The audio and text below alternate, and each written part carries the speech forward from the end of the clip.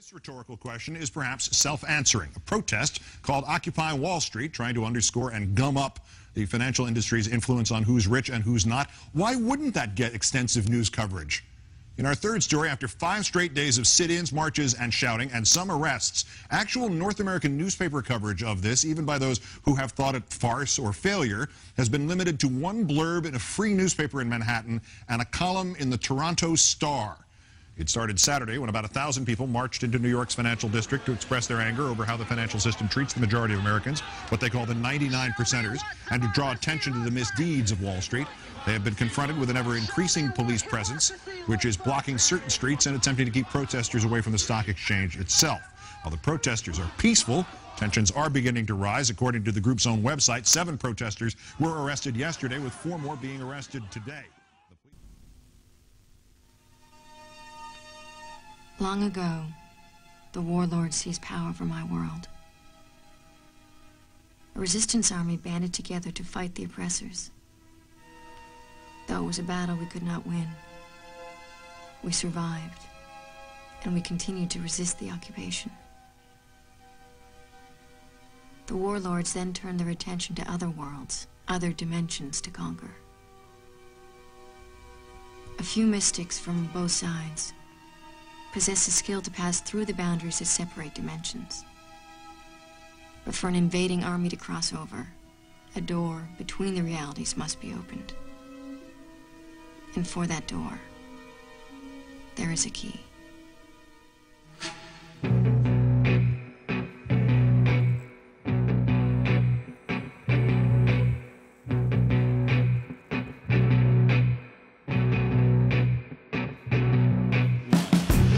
I know of no one who has ever made this claim before, but I rather suspect that my experience is not unique.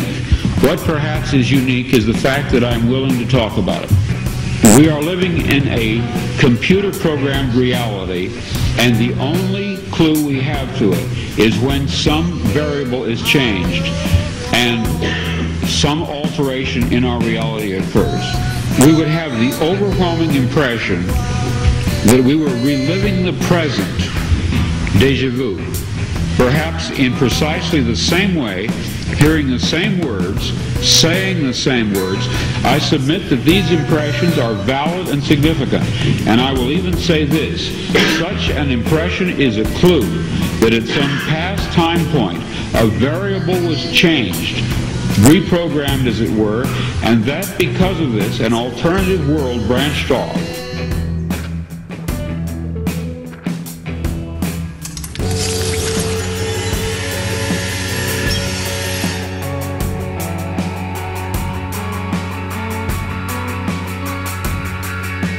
This is the construct.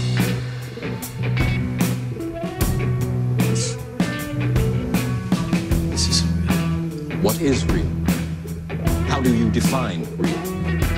If you're talking about what you can feel, what you can smell, what you can taste and see, then real is simply electrical signals interpreted by your brain. This is the world that you know. The world as it was at the end of the 20th century. It exists now only as part of a neural interactive simulation that we call the universe. Or more than eight, there's no way to tell whether this is a recorded medium or not. Is it fiber? Well, in other words, there's no way to tell if this has happened before. Really? If cartoon creatures could talk, they would make the same assumptions. They wouldn't know that they were frames of film running through a machine, spinning from one reel to another.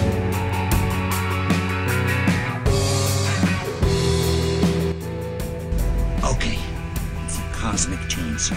It cuts holes in our reality, tears the boundaries between dimensions. Boundaries are good, we need them. They keep things separate and clear. Now here's the problem.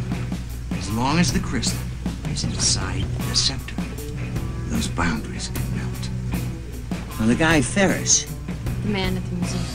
he wants all of the above because he only wants one world, one reality. Yes. Capisce?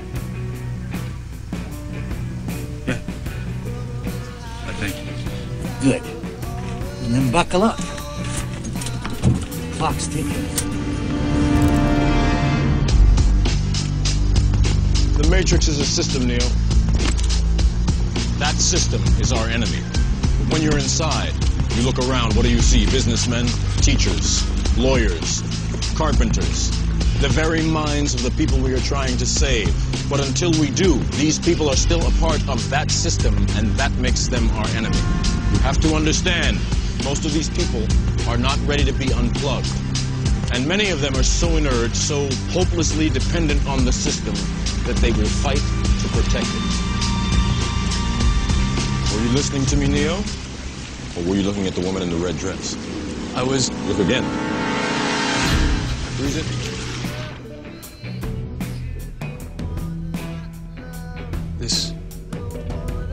This isn't the Matrix. No. It's another training program designed to teach you one thing. If you are not one of us, you are one of them. What are they? Sentient programs. Why are they all looking at me? Because my subconscious feels that someone else is creating this world. The more you change things, the quicker the projections start to converge on them. Converge? Sense the foreign nature of the dreamer. They attack like white blood cells fighting an infection.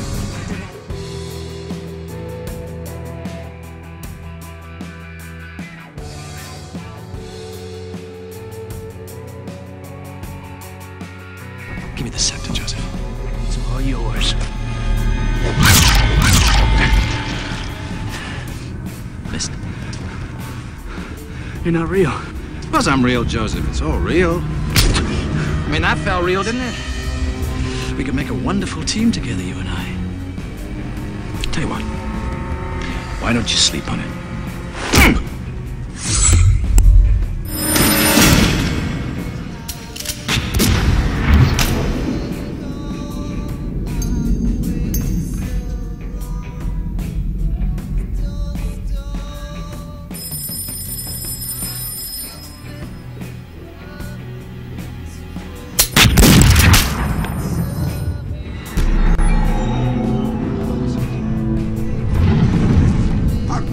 Vattavo con libayuk me ilto tiletas tokolalchele lalte.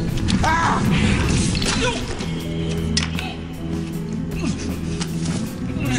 Lila gelel hasben al sakilalo sile. Shivana! One of the soldiers, however, plunged his spear into Jesus' side.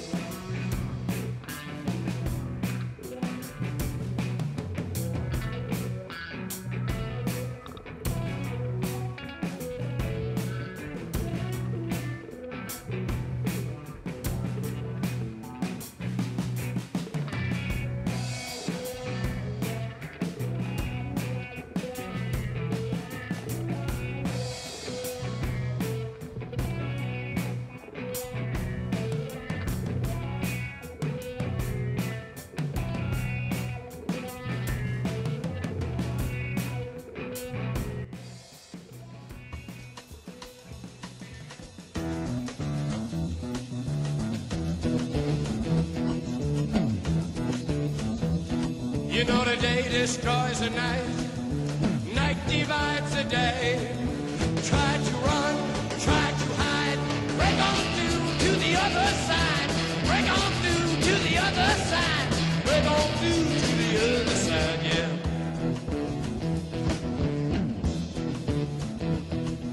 We chased our pleasures here, dug our treasures there, but can you still recall the time we cried? Break on through to the other side. Break on through to the other side.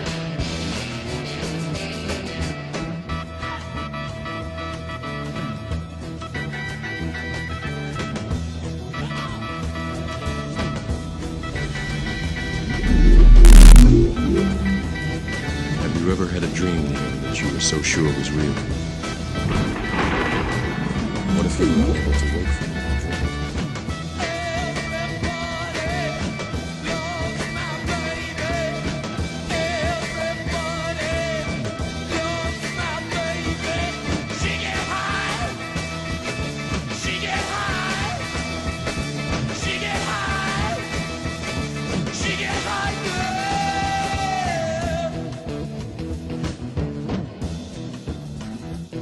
I found an island in your arms, country in your eyes. Arms are changes, eyes are line.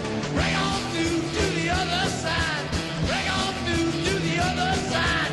Bring on through out. You who go where no one else will dare. Will you be my god, architect? Finally, I have met you. You will not rebuild your house again.